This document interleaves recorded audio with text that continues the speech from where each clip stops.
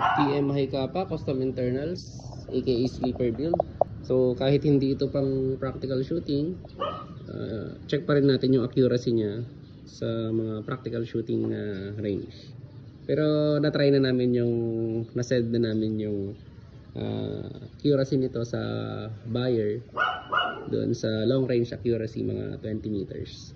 So yan, check natin dito sa practical shooting range. So layo pa tayo, one hand lang to, kaya huwag nyong tawanan pag nag-miss kami.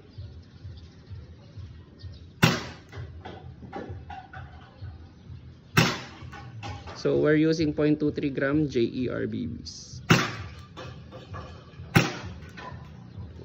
Double tap.